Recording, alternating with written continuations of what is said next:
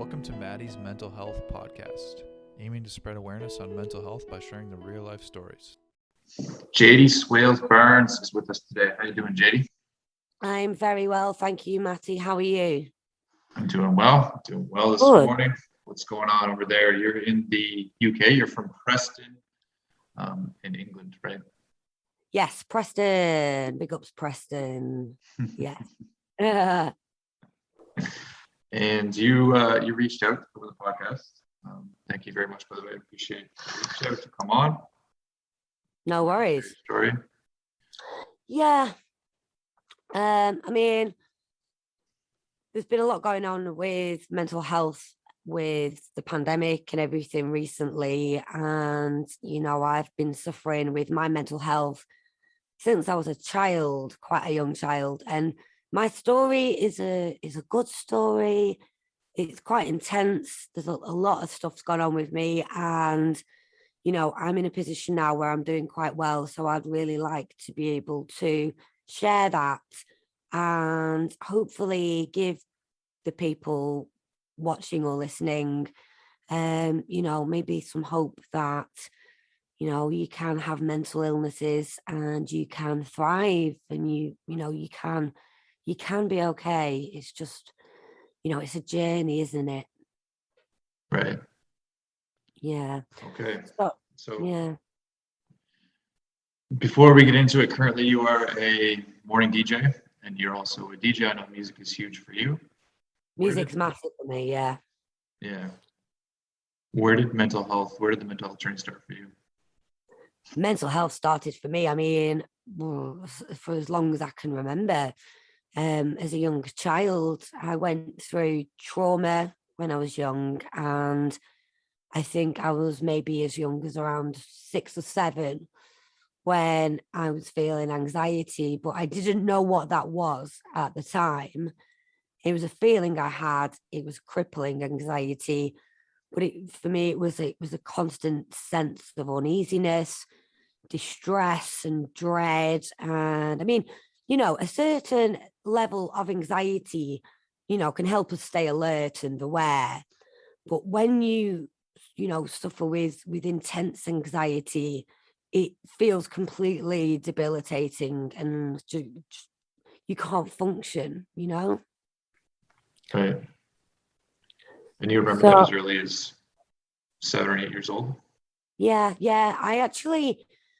I think I may have experienced psychosis as a child as well, because I used to have a lot of teddy bears and cuddly toys, but at times I'd be so frightened that there were cameras in them and that I was being watched. And, I actually at one point pulled a soft toy apart when I was young to find a device or something that was watching me or recording me. And that was when I was pretty young. Like, yeah, I'd say around 6 or 7 years old. And I had low points as well. I felt very down. It wasn't just from time to time, which is the normal part of life. It was complete hopelessness and despair. And it took hold of me. And sometimes it wouldn't go away for, over weeks. And it was really hard. And it was more than just sadness. It was the way I was thinking and feeling and functioning. I wasn't able to, concentrate on daily activities or school. And it completely interfered with my ability to enjoy life. And getting through a day could just be really overwhelming. And that was from quite a young age as well. Would you say that was around the same age as well, like the 7 or 8 years old? Yeah, I was very sad. Very sad. I didn't feel much love. Like, I didn't feel like I was loved. I didn't feel like I had many friends. I was suffering some abuse at a young age, which was physical and mental. And there was also more abuse that came from one of my peers at school. which was quite traumatizing.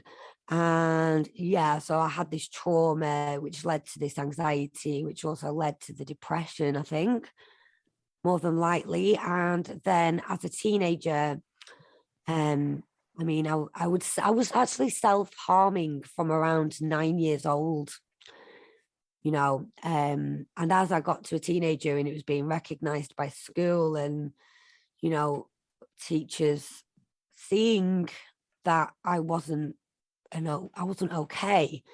I actually got treated by the doctor for anxiety and depression with medication. But because I didn't really understand what was wrong with me, I chose not to take the medication. It was fluoxetine, which is Prozac. And I was about 13 when I was prescribed those. But I mean, when I was at school, I remember one of our lessons was Ptsd, a physical Ptsd. So it was about social education. And a tutor asked us to draw how we felt. And I must have been about 12 at the time. And I just drew this picture and it was of a dying rose. And I think my teacher thought, that's dark. And she pulled me back after class and she was like, I would like to see you on a weekly basis, because she was a trained counsellor and she wanted to maybe give me some counselling. And I ended up also getting more counselling through a charity we have over here called the NSPCC, which is the National Society for the Protection of Children. I was also assigned a mentor, which she was really helpful. I was self-harming quite a lot at the time and I could have gone down, worse paths, but I think the help that I had from these people, was helpful. Yeah. But life was quite a roller coaster. And that's a pretty powerful image, by the way, the dying rose. Yeah, I wasn't a happy child. I wasn't happy growing up. I wasn't happy at all. I mean, through my early life and not having what I felt was the right attention and the right amount of love or feeling loved, I was crying out all the time. And I just suppose I just wanted to be wanted, and I didn't get that. So, I mean, I've suffered with disassociation, which is where you may feel like disconnected from yourself and the world and feel detached, like things aren't real. Everyone's kind of like experience of disassociation is a little bit different, but for me, I've lost big chunks of my life. I can't remember things. Disassociation is one way the mind copes with too much stress or trauma, and it can last for a short period of time, like hours or days, or much longer, which is like weeks or months. And yeah, I've got like big chunks of my life missing that I don't really know what's happened. But then, quite recently as well, I mean, with the PTSD that I've got, I have flashbacks, which I've always had during my life, but it's more beginning of this year got really intense. I was having some really major flashbacks, which were like feeling the emotional pain of the events and seeing like that the events and being back in the moment. And I hadn't even processed in my mind like how traumatic these events had been for me, because I don't think my mind had allowed me to process it, because I wasn't emotionally stable enough to do so. The mind is so clever, like, but I've been doing really well recently, and I think this kind of trauma release has come from my mind, because it maybe feels like I'm in a position to process the emotion now. But I must say, the post-traumatic stress episodes that I have had are like the scariest thing I've ever had to endure in my adult life, and I've really suffered. But I am currently waiting for trauma therapy, so I am hoping to, maybe get past it a little bit more. But I'm doing okay. It's just difficult to have to relive something that's so traumatic. You know what I mean? Right. Right.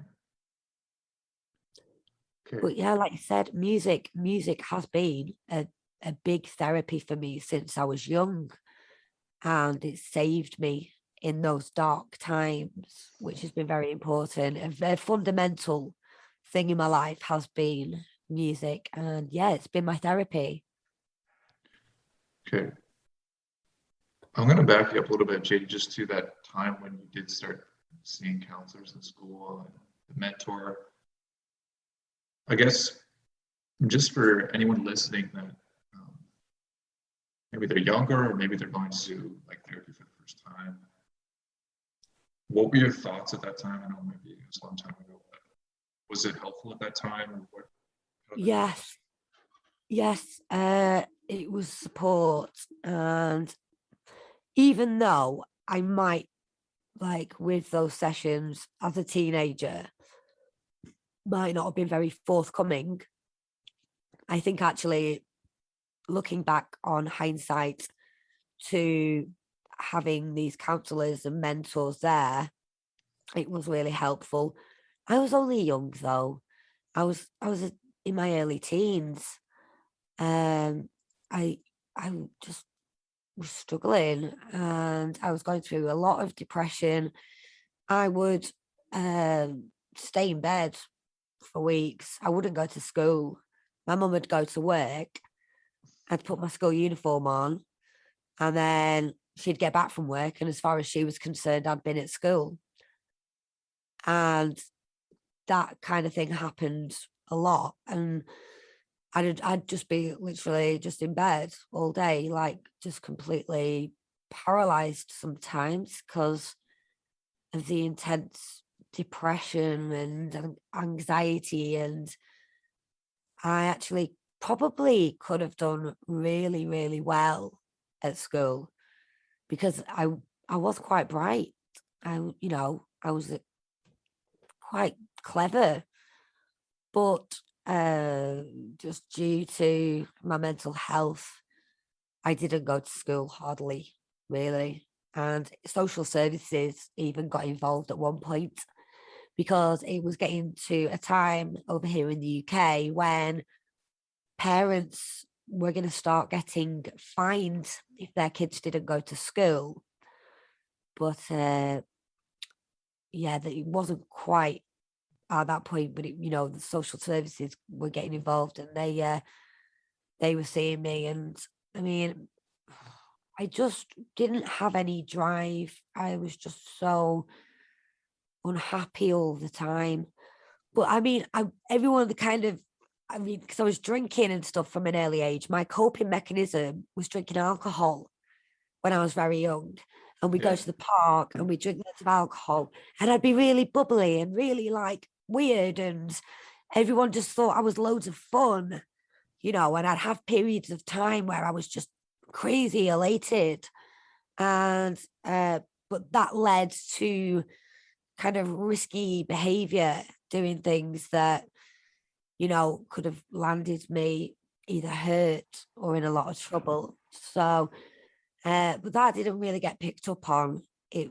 But having the help there, the counselors and the mentors, that I think looking back, even though at the time it didn't feel like it was helping, I do think it helped.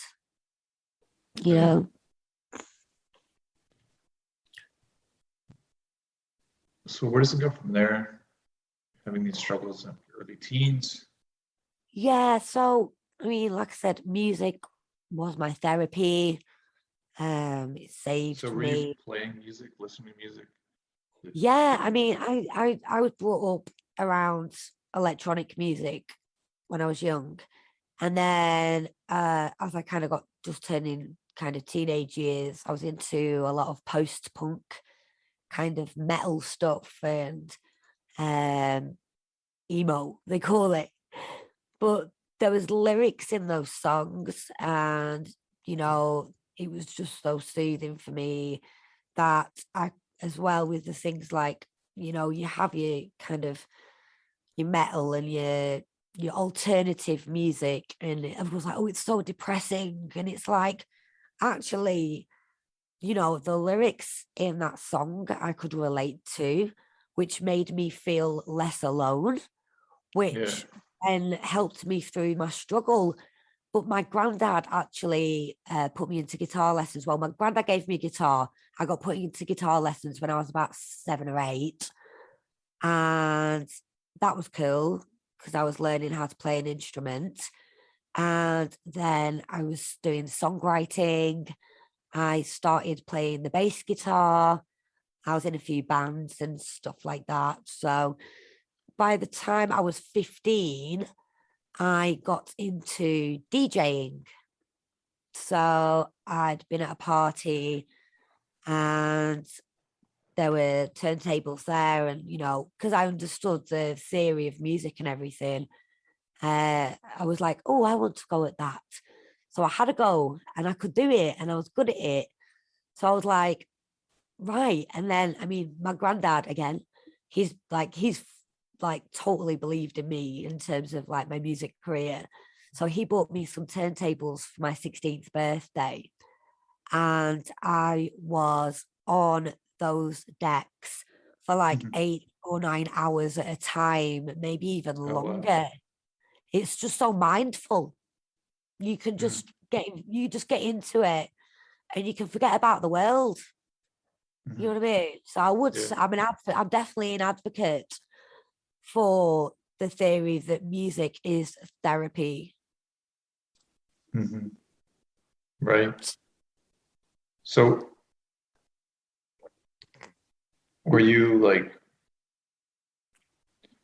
producing music or mixing music, or what were you doing at that time? So I was doing songwriting from an early age and was in some bands.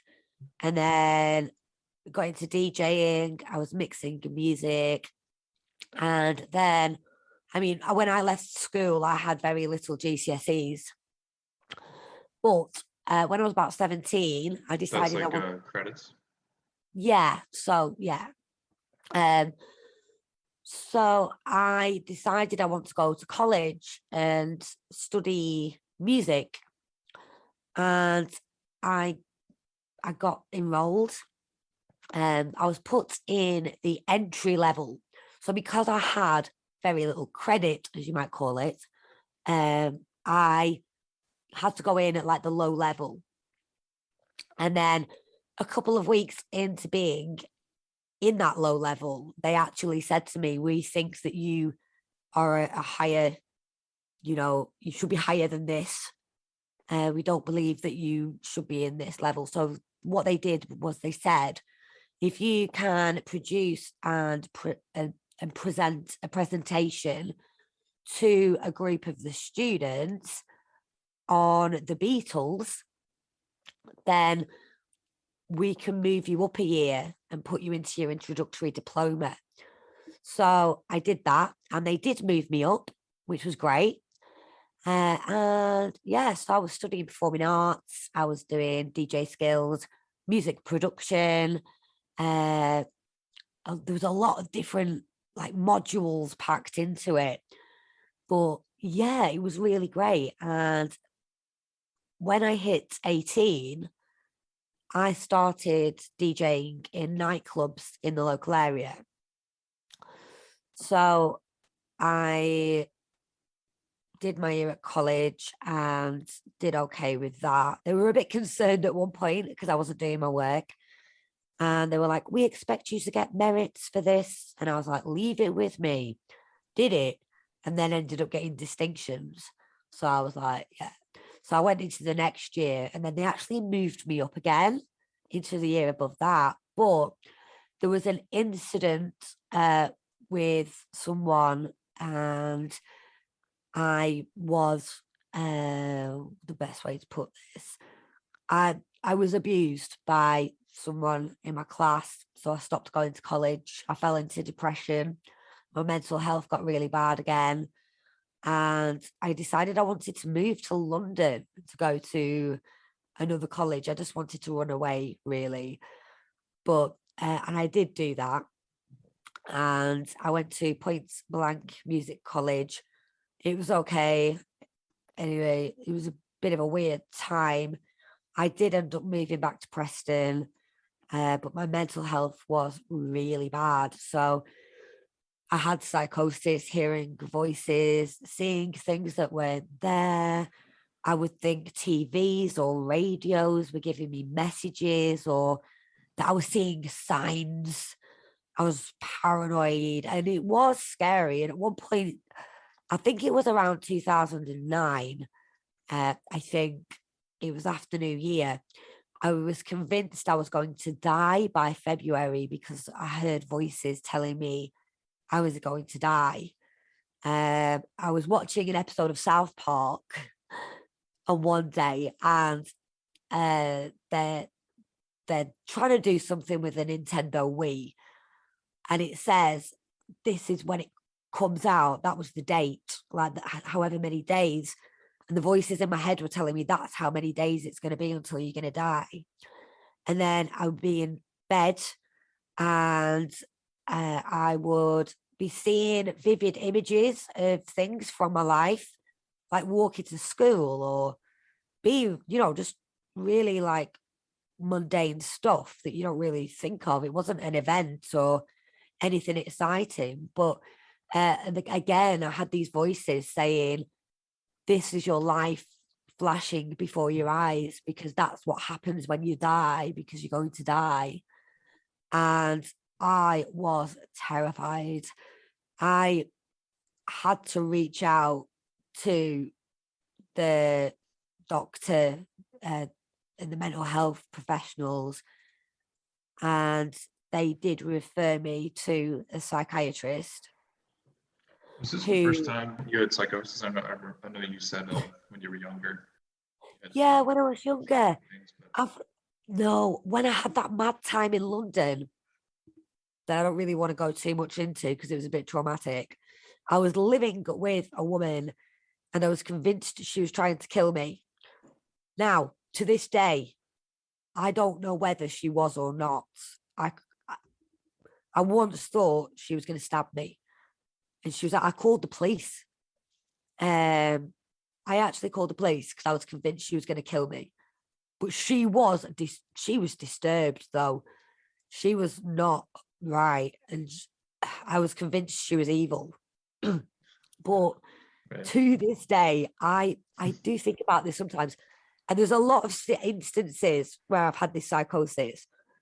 I will never know if what I was believing was a delusion or whether it was reality. And it's annoying because it's like, there's no one I can ask. There's nothing I can do about it. Just for the rest of my life, I will never know what was real and what wasn't real. So, I mean, that's kind of psychosis has been something that I've experienced on and off in life.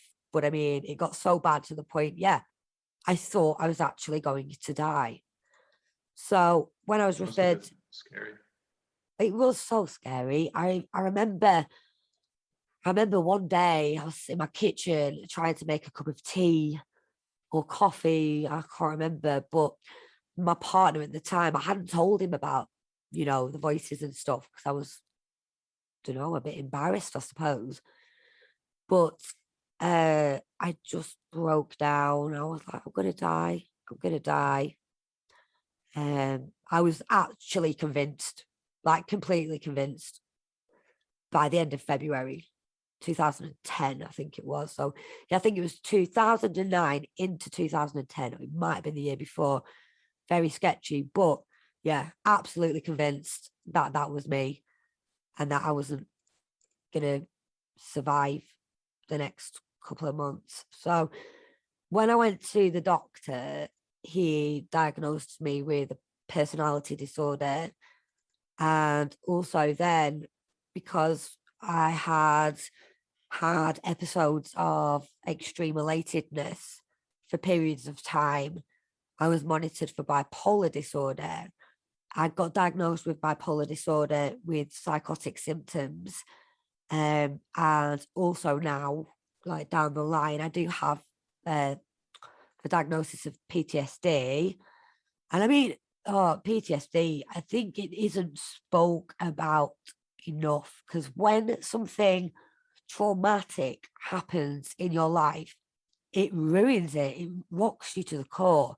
The world is not safe. It becomes somewhere that bad things can and do happen. And you're on alert all the time. So, I mean, that's scary. And I've had that from a young age. And there are misconceptions about PTSD, post-traumatic stress disorder. People think you're dwelling on past events, or, you know, it might not seem a big thing to someone. They might think, oh, you can get over that, you can move on from that. But having post-traumatic stress disorder isn't a choice, and it also isn't a weakness either. And that's important to remember. Like, I think a lot of people suffer with PTSD. They don't even know they've got PTSD. Do you know what I mean? Yeah, And I think a common misconception with it, maybe you could speak on it more, is it has to be like, we think about like soldiers in war. yeah, It has to be like a situation like that where it can really just be like a trauma that you've had in life.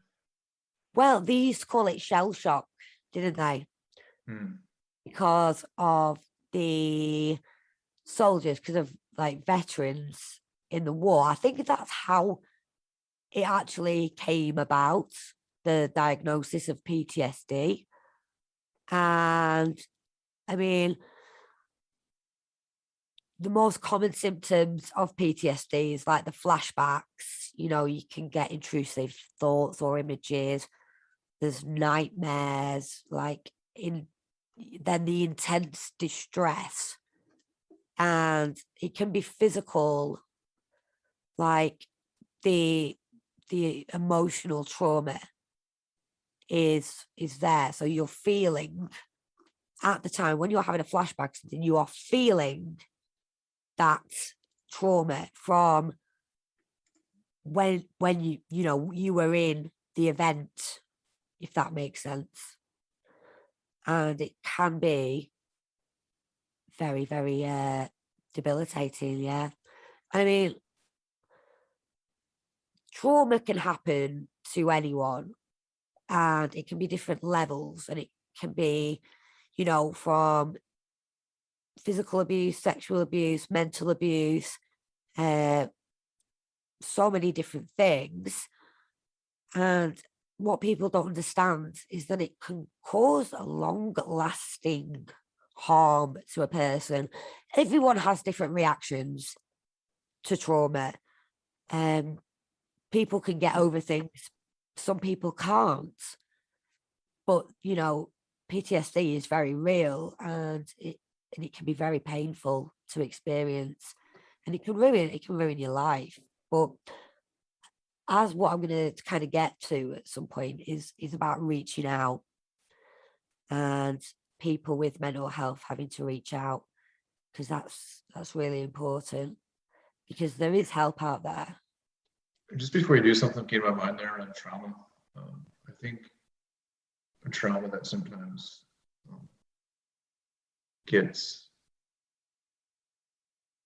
I don't know, forgotten is the right word, or Yeah, well, by, your brain is so clever. If you are going through trauma, your brain will disassociate, and you don't remember the trauma. You know something's happened, you know it was bad, but when it's really bad, especially if it's historical abuse, because with historical abuse, especially when you're a child, that's your life. Mhm. That's normal. The abuse is normal. It's not, it's not out of the ordinary. And your brain will completely switch off. And, it's years later that it can come back to you. But like I said earlier, I don't think my brain would be allowing me to process these emotions and relive the trauma unless it thought I could handle it. But I mean, there's I different. think, sorry, I don't mean to cut you off, but I think a big thing Yeah, go on. that gets missed with people is neglect. I Neglect. think of trauma like something happened to me, like I was physically abused or someone was like mentally abusive to me. And then going back to like maybe that stereotype of like the war, where it's like I was like shot at and bombs. It's like they don't necessarily see or maybe not realize sometimes that neglect can be one of the worst. Neglect is trauma.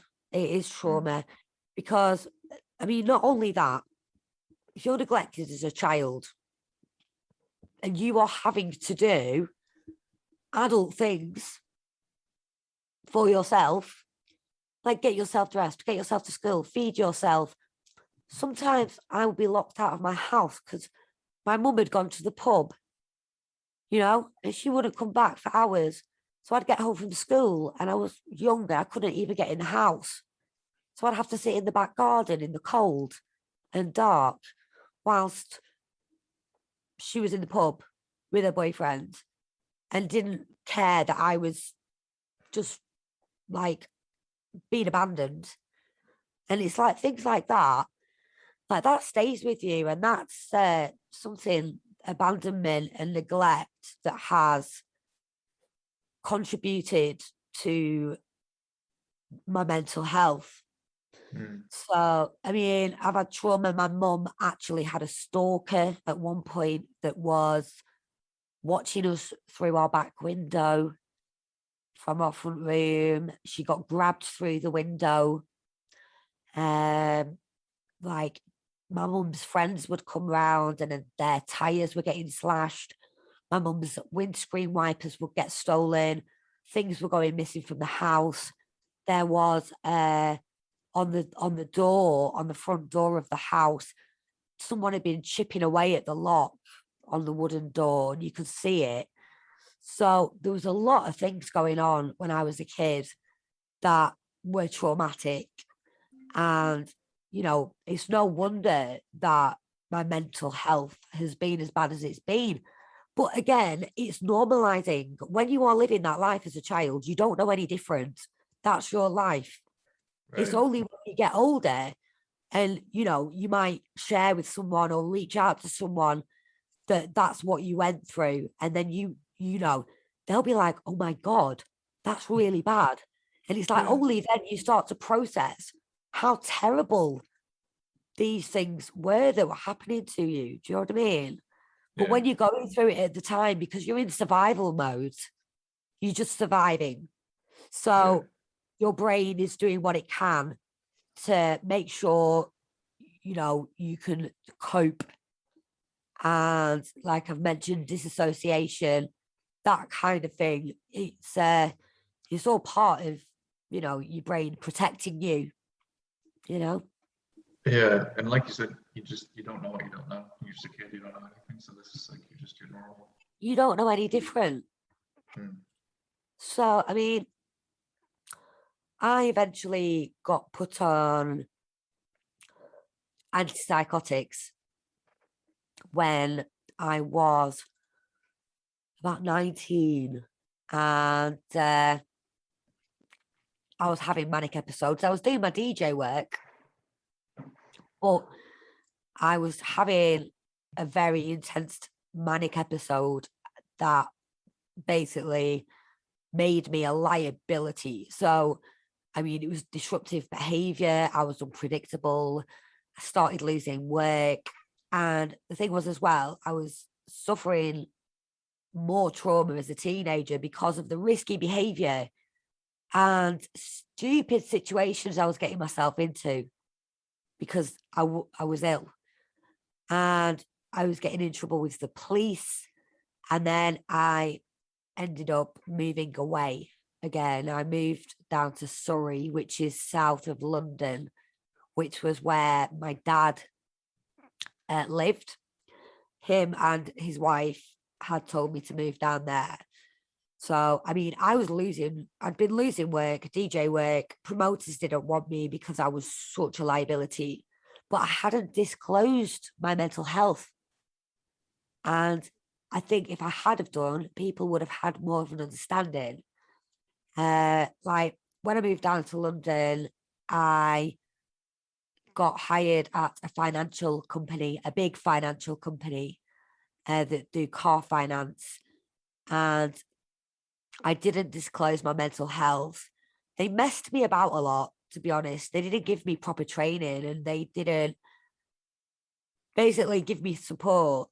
But I lied on my medical and said my medication was temporary, and that I was fine. I mean, I got sacked in the end about 3 months into the job. And that was because I had such bad anxiety. I couldn't function. And so, yeah, that was that over with. And then what I did was I got back working in pubs, which I'd done from a young age. I'd been working in pubs since I was like 17. So I went to work at a pub, and they wanted, because I had experience, they wanted to move me up to like team leader. So I did that. But then I missed some of my medication and then got the feeling of hypomania, which I liked. And then I stopped the meds completely. And the thing was, because I was working in a pub, the bosses loved my enthusiasm. Do you know what I mean? Because I was so manic. They loved it. Like, oh my God, that's like perfect. So I was seriously ill, but they were just like, yeah, you're out there. You're crazy. Yeah, we love it. Everyone loves you. But I was getting into heavily drinking. I was doing drugs. I was gambling. I was excessively spending. And I became psychotic again, believing people were out to get me, and I got paranoid again. And it just felt like I was having like this manic episode. It felt like I had a ball of sunshine, intense sunshine inside of my stomach. And it was giving me this energy that was so intense. But I could like do 16-hour shifts, sleep for an hour, do another 16-hour shift, and I didn't need the sleep. Like, and they loved that. So I did get overworked. But then when I got really psychotic again, I once again had to reach out to the mental health services, who saw me and put me back on medication. And then I crashed. So I came off this manic high and went boom and got really depressed. And I'd lost touch with the music, which was my therapy, which was my whole life at one point. I had very little support, and the depression was bad. I'd had to move back from a house I was in back into my dad's, share a room with my sister. And I mean, like, every morning I would wake up with the skylight. It was an attic room. The skylight would, be there, and I'd look at it, and I'd wake up and I'd be like, I'd know what time it was by where the sun was. And I hated waking up every morning. It was painful. Waking up I'd just feel sick. I'd wake up and it was just hopeless. I went back into depression, and it got really, really, really bad. I actually, after a while, was like, I can't do this anymore. I am in too much pain, and I'm a burden on everyone. And I actually made a decision, a plan to take my life. And a few things went wrong on the day. My car broke down, and it didn't go to plan. And it was a really hard day. But actually, I was really happy because, well, as happy as a depressed person can be, because I was going to die. And it was like, I'm happy about this. I'm not going to have to do this anymore. So I had a really rough day, but was really happy. And I've learned since then, actually quite recently, that is a sign to look for. If someone's been depressed and they are all of a sudden very happy, that is a warning sign. That is a red flag, because they may have made a decision and made a plan to take their own life. That is something to look out for. And I only learned that recently. I'd experienced it myself, but didn't realize that that was the thing. That's a very useful thing to know, and it makes a lot of sense. I know, doesn't it? That was my own experience. And it was only when I spoke to a psychotherapist recently, he said that is a sign of that a red flag, that that person may have a plan in place to take their own life. That's something you hear a lot too with like suicide stories. Like, oh, I just seen them and they seem the other day, they seem so happy. Yeah. You know, that makes a lot of sense. It does. Well, I mean, I took a quite fatal overdose and got found in my car. Paramedics, I just remember a paramedic opening my door and I just threw up. I was sick. It was disgusting. And all I could taste was like, I'd had ibuprofens, paracetamols, loads of different meds. I'd taken a lot of medication and it was horrible. And then I woke up and must have passed out again. I woke up in hospital.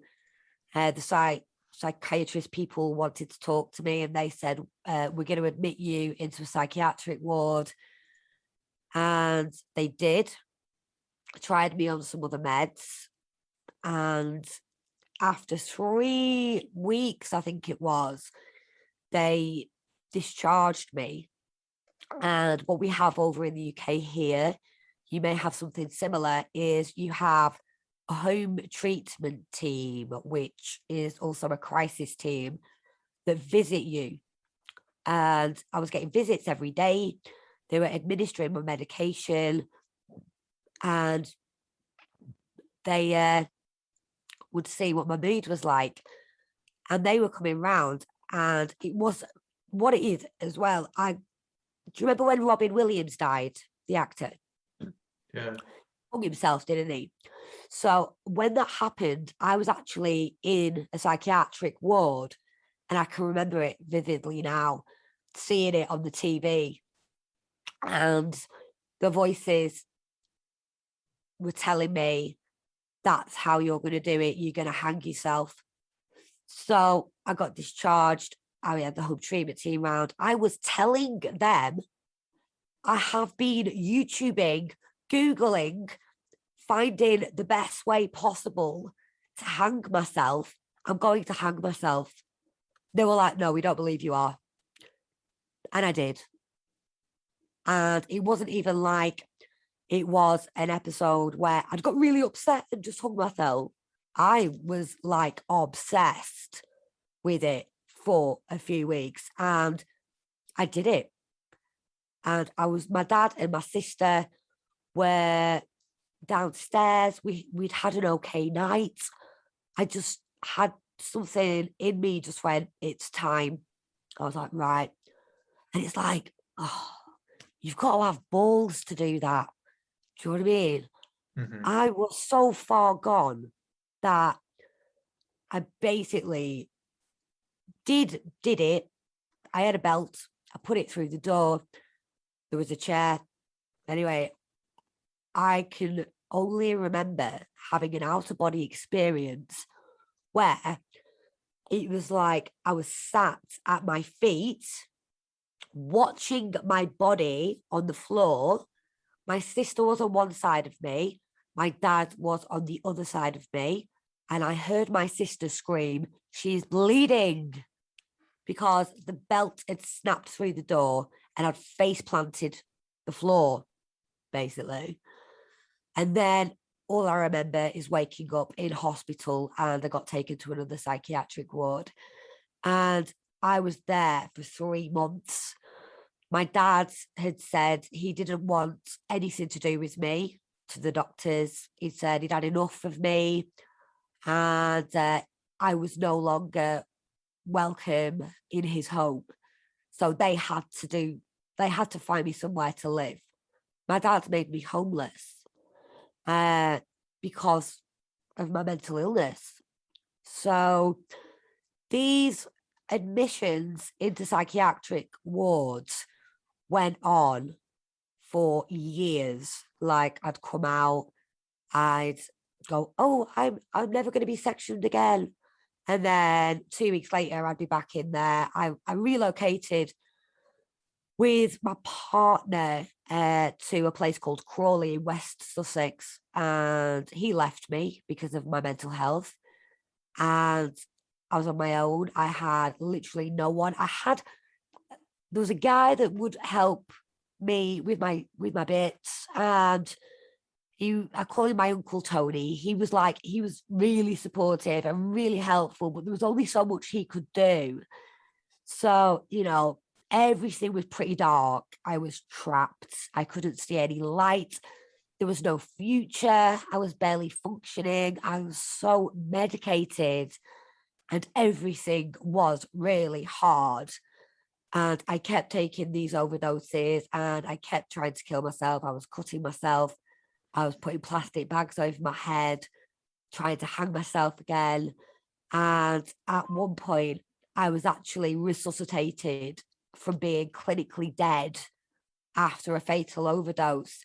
And it was one of my uncles that lives back up in Preston, who actually suffers with his own mental health as well. He said to me, he came down, he said, we can't do this anymore. You have to come back to Preston with me, even if it's short term. And I agreed. I said, okay. So he put a single bed in his little flat, his front room. Not a big flat, like apartment, as you'd say. But he stayed with me all the time for weeks. I wasn't left on my own for more than 2 seconds. And my old friends from Preston, they knew I was in town. They were reconnecting with me. They were reaching out. Are you okay? Do you want to go for a drink? Eventually, when my uncle felt it was safe enough for me to go out, I did. And, I met friends that I kind of had just pushed away because of everything that had happened. And they were there and helped. And I felt like I had support, which I hadn't had for a long time. And I began to heal. I began to feel like me, like actually me. I wasn't having to pretend to be anything. And I was taking my medication. I was receiving care, and still am, from the community mental health team. I got with my partner, who we were actually friends years and years ago. And we've ended up in a relationship. Him and I are still together now. And he plays a huge part in my recovery. But I mean, at this point, I started to feel safe again and feel like I could and wanted to live, and found this quality of life, which I'd never had before. So just before I had moved away, the years previously, I'd done a course with the local community radio station, which hadn't followed through, but I'd started doing these podcasts and they were doing really well. And I put the word out that I was interested in getting back into radio, and the local community station got in touch. They took a chance on me, and that was just over 2 years ago, literally, like a few weeks ago. It was 2 years ago. So, I've battled some serious demons along the way, but I've gone from doing the lunchtime show to hosting the breakfast show, which is massive. And, I have a couple of other radio shows on other stations, and I'm back in touch with music. I'm DJing again, I'm doing gigs, I'm doing really well. And that's from rock bottom. I have built my life from scratch again. Wow. And I couldn't do it without support that I have, to be honest.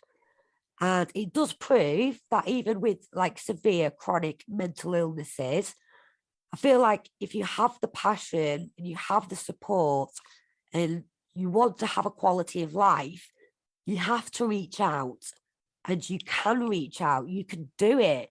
You just need the right tools and support. And, you know, it's a rough ride, mental health, when it's bad. And I would say, though, it's made me who I am today. So have learned to like myself now, which I never really have before. And, you know, I think the moral of the story is if you can reach out and you want to get that quality of life, anything is possible if you can find the drive and the passion, and you know, you can take back control, and you know, you can thrive. It is possible. If I can do it, anyone can do it. And people go, no, but it's true, you can do it. Like, life can be good, but you need to want it. Do you know what I mean? Yes, of course. That's a very powerful story, going from where you were to where you are today. Even just the years of Yeah, it's suicide been rough. attempts and just feeling like you don't It want to was continue living, and then no, and where you are today. it is dark when you're in that place. Some people say, oh, suicide is selfish. But when you are in that much pain and you feel like you are burdening everyone around you, what else do you do? You know, when you're suffering to the point of not being able to function, it's like, this isn't a life. I don't have a life. I have no quality of life. And it, you know, ending it can just seem like the way out. But you know, I want people, if they are feeling like that, to know there is help. Mental health is so much more focused on these days than it was when I was younger. It wasn't talked about when I was suffering with the episodes I was, and I didn't understand it. But I now understand. I am very self-aware. I know my triggers. I know what to avoid, who to be around at what times, and saying no to certain things as well. And yeah, I think there's a lot of support out there as well on Facebook, for instance. There are so many mental health groups. It can be for specific diagnoses. So if you've got PTSD, there's PTSD support groups. If you've got bipolar, you've got bipolar support groups. And these support groups have like tens of thousands of people in there. So even if you don't want to reach out to someone you know, because you're embarrassed or it's the middle of the night and no one's going to answer the phone, trust me, go on some of these groups. You know, people from all over the world who are experiencing the same thing are on there, and they're up at all hours of the night. You know, if it's 3 a.m. and you can't call your friends, go on Facebook, find these groups, put a message on there. I'm struggling. Can I have a chat? People will get back to you. And that, I find that really helpful as well. Don't get me wrong, you get your trolls, and some people can be a bit poisonous, but you kind of got to work that out yourself. You know what I mean? Like, social media, it's good and bad, but these support groups, they are helpful. So to anyone who feels like they can't reach out to close family or friends, at least try that. And then maybe once you've had some support from that group, people in that group, you might find that you can reach out to people closer to you, family and friends. Yeah, it's like practicing that way of talking It's about good, it. it's good to be open. I'm pretty transparent. Whatever I'm going through or whatever people know what's going on with me because I tell them. And there's people can't help or do anything to help if they don't know what's wrong. Do you know what I mean? So it's really Yeah, important. of course. Yeah. People don't know what's going on. You're not going to be able to get the help that you need. And I will also say my inbox is always open to anybody struggling that needs someone to talk to. Okay. Thank you so much for sharing all this, Jadie. Thank you for having me, Matty. Is there anything else you'd like to share? I think I pretty much covered it, I think, just reaching out, it's my main message. And knowing that life can be okay. It's okay. And it's okay to not be okay. It's okay. Don't ever feel like a burden on people because you're not. Do you know what I mean? Mm-hmm. I felt like a burden for a long time, and that contributed to my suicidal tendencies, thinking I was doing people a favor by offing myself, but you're not a burden. And anybody who ever says you are isn't worth your time. So that's my message. Can I just ask you one more question? Certainly. Around what you mentioned earlier with triggers and knowing what to do at what time, what has been the biggest, I guess what's the biggest thing you do on a daily basis in terms of avoiding things and maybe behaviors? Yeah, I've been through, it's music. Music is what helps me. So, like, I've got turntables so I can mix. I've got instruments. I've got things like that. And sometimes I have to say no to doing certain things if I'm not feeling right. Like sometimes going outside, just the idea of going outside is terrifying. It's like, can't cope. So, it's like someone said to me,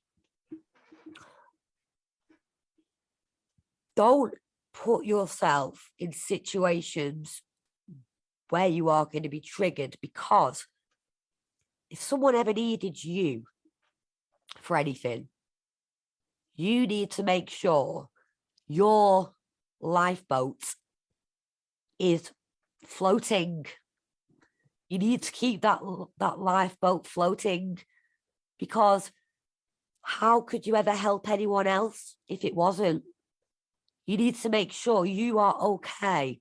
Look after number one. And if it means saying you can't do certain things, you can't be around certain people, then it's tough. People need to understand, do you know what I mean, that you are number one. And to be able to do anything for anyone else, you need to be afloat. You can't let anyone else on that boat if it's sinking. Mm-hmm. Do you know what I mean? So, yeah, that's a bit of advice that I think is good. But I feel like being creative is really good as a tool to be mindful and, stop any rumination or anxiety. So, it doesn't have to be music. It can be drawing. It can be anything. Being creative is fun. And it can also be very therapeutic. So, yeah, it's all about learning about yourself, though. You need to learn about your triggers. You need to put some time into studying you Do you know what I mean? So 100%. That makes sense. You have to get to know yourself for sure. exactly. But yeah, that's pretty much my story. And thank you for letting me tell it. Thanks again for coming on. Thanks again for reaching out and sharing. And yeah, thanks for being vulnerable with this. I know these things aren't always easy to share. As you mentioned, you're an open person, but putting it out on the internet and that sort of thing. But this could potentially help someone else. I hope so. I hope so. I just want to say thanks again for coming on. Thank you very much. All right. Thanks, Jadie.